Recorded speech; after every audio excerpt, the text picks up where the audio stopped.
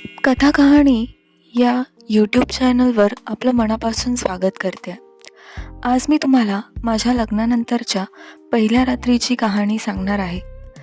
माझं YouTube channel नवीन असून तुम्ही दर्शक असून तुमच्या सपोर्टची आणि प्रेमाची मला खूप गरज आहे. त्यामुळे कहाणी आवडल्यास चॅनलला सबस्क्राईब करा आणि कमेंट करून मला नक्की सांगा तुम्हाला कहाणी कशी वाटली. तर चला मग डोळे मिटून या सुंदर कहाणीला अनुरूप करूया. माझे नाव शीतल आहे आणि वय वर्ष 24. माझं लग्न झालं आहे आणि कुठल्याही मुलीला ना लग्न म्हणजे एक ड्रीम, एक स्वप्न वाटतं. माझ्यासाठी माझं लग्न एक ड्रीमच होतं, एक स्वप्नच होतं. लग्नाची तारंबळ संपलेली आणि तो क्षण ज्याची आपण सगळे मनापासून वाट बघतो तो माझ्या आयुष्यात आज येणार होता. मी आमच्या बेडरूममध्ये बसलेले तेव्हा तो हळूच डोअर नॉक करतो आणि विचारतो, मी आत येऊ? Are you comfortable? त्याचं हे प्रेमळ आणि सामंजस्य वागणं मला नेहमीच त्याच्याकडे खूप खूप आकर्षित करतं आणि याच आकर्षणामुळे मी त्याच्या प्रचंड प्रेमात आहे. तो माझ्या शेजारी येऊन बसतो आणि पुन्हा एकदा विचारतो, आर यू कम्फर्टेबल? मी त्याला हो म्हणते आणि आम्ही लग्नाबाबतीत काही बोलणी करायला लागतो. हळूहळू रात्र होते आणि आम्हाला माहिती असल्यामुळे की पुढे काय होणार आहे, आम्ही एकमेकांकडे बघून एक स्माईल दिली. तो माझ्या डोळ्यात पाहून म्हणाला, माझं तुझ्यावर खूप प्रेम आहे, पण मी तुला कुठल्याच गोष्टीसाठी फोर्स करणार नाही.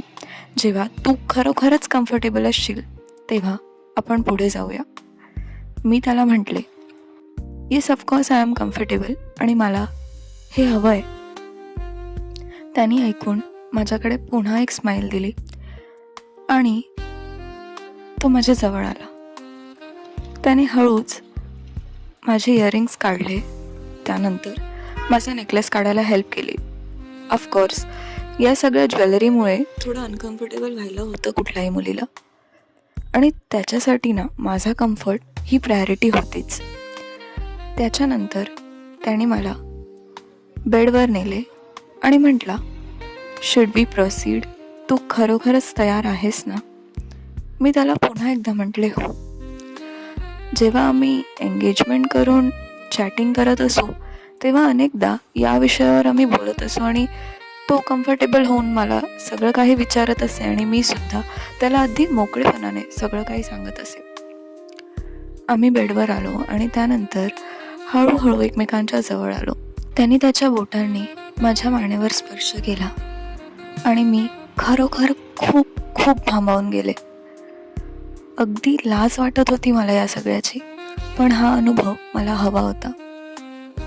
मग मी त्याच्याकडे पाहिले आणि मी सुद्धा त्याला किस करायसाठी थोडी पुढे आले.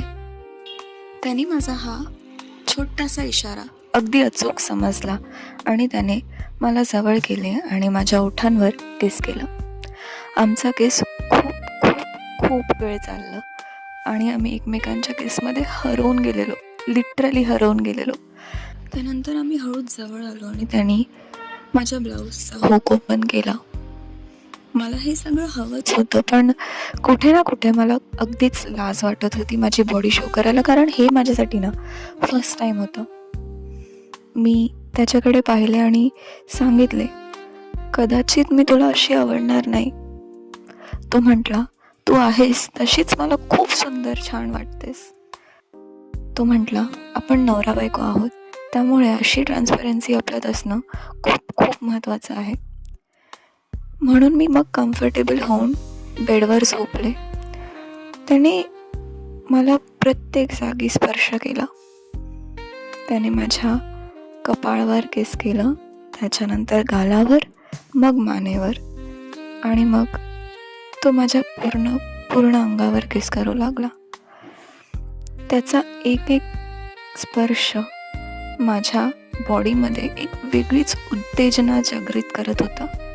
मला कळतच नव्हतं काय होतं आहे आणि कुठल्याही कपलसाठी येणारा सगळ्यात गोड क्षण फिजिकल रिलेशनशिप किंवा तो स्पर्श. त्याने हळूच मला विचारले, आर यू कम्फर्टेबल? मी पुढे जाऊ शकतो ना? मी म्हटलं हो. आणि आम्ही सुरुवात केली. आधी मला खरंच खूप त्रास होत होता, इतका त्रास की मला काही बोलताच येईना. पण तो माझ्या चेहऱ्यावर आणि हावभावांवर नीट लक्ष ठेवून होता. माझ्या प्रत्येक अनकम्फर्टेबल जेस्चर आणि चेहऱ्याच्या भावावर त्याने मला समजावून घेतले आणि तो माझ्या प्रत्येक साईनला तसंच ऑब्झर्व करत होता. जेव्हा मला खूप जास्त त्रास होत होता तेव्हा त्यांनी पेनिट्रेशन नाही केले. आमच्या शरीरातील अंग आणि अंग एकमेकांच्या स्पर्शात होतं. तो पूर्णपणे माझ्या आतमध्ये होता आणि त्याचा तो मर्दाना स्पर्श आजही त्याच्याबद्दल आठवलं ना की अंगावर शहारे येतात. आम्ही ती प्रोसिजर पूर्ण केली, पण त्याच्यानंतर काय झालं ते कुतूहलाचं होतं. तो माझ्या साईडला होता आणि प्रोसिजर करून झाल्यावर त्याने मला विचारले की तू ठीक आहेस ना? अचानक माझ्या डोळ्यात खूप पाणी आले आणि मी घडाघडा रडू लागली. येणाऱ्या 5 मिनिटात मी अक्षरशः वेड्यासारखी रडत होती. मलाही कळत नव्हतं की मी का रडते आणि त्यालाही कळत नव्हतं की मी का रडते. तो मला विचारत होता, तुला त्रास होतोय का? तुला पेनमुळे रडायला येत आहे का? पण असं काहीच नव्हतं. मला पेनमुळे अजिबात रडायला येत नव्हतं. हे काहीतरी इमोशनल होतं, हे मला कळून चुकलेलं. आम्ही जेव्हा जेव्हा फिजिकल रिलेशनशिप करायला गेलो तेव्हा फिजिकल रिलेशनशिप झाल्यानंतरच मी अचानक रडत असे. एक दिवस आम्ही डिसाईड केलं की आम्ही या बाबतीत कन्सल्टेशन करायचं. कन्सल्टेशन करून झाल्यावर मला कळलं की मला पोस्ट कॉर्टिकल डिस्ट्रॉफी आहे. हा कुठलाही आजार नसून हा एक इमोशनल डिस्ट्रेस आहे. जवळजवळ प्रत्येक महिला जी खूप नेगेटिव्ह इमोशन्सने आणि खूप ट्रॉमाने जाते ना, तिला सेक्शुअल रिलेशनशिप झाल्यानंतर एक टेन्शन रिलीज केल्यासारखं होतं आणि त्यामुळेच ॲज अ इमोशन म्हणून बाहेर येणारे ते अश्रू असतात. हे डॉक्टरांनी आम्हाला समजून सांगितले. त्याने माझी खूप साथ दिली आणि दरवेळेस जेव्हा मला असं फील होत राहिलं तेव्हा तो मला सांभाळून घेत आणि समजवत. मित्रांनो, मला हेच सांगायचं आहे की प्रत्येक सेक्शुअल रिलेशनशिप ही डिफरंट असते. आपण आपल्या पार्टनरकडनं एक वेगळीच अपेक्षा ठेवून त्याच्याकडे बघतो, पण कदाचित त्याच्या लाईफमध्ये कुठलाही ट्रॉमा असू शकतो, डिप्रेशन असू शकतं. त्यामुळे त्याला आपल्याला सगळं काही मोकळपणे सांगता येत नाही. अशा वेळी आपण आपल्या पार्टनरशी मोकळेपणाने संवाद साधला पाहिजे आणि त्यांना हेल्प केली पाहिजे. तुम्हाला कथा आवडली असेल, पण मला एक गोष्ट सांगावीशी वाटते. या कथेतली पात्र शीतल, तिला चाइल्डहूड ट्रॉमा होता तिच्या काकांकडनं. त्यामुळे जेव्हा जेव्हा तिचा नवरा तिच्यासोबत फिजिकल होत तेव्हा तेव्हा तिला ते सगळं आठवत आणि ते निगेटिव्ह इमोशन्स बाहेर येत. आय होप तुम्हाला ही कथा आवडली असेल, त्यामुळे कमेंट करून नक्की सांगा. आणि थँक्यू सो मच इथपर्यंत ऐकल्याबद्दल. मी माझी ओळख देणार नाही, पण बोलून खूप बरं वाटलं. धन्यवाद.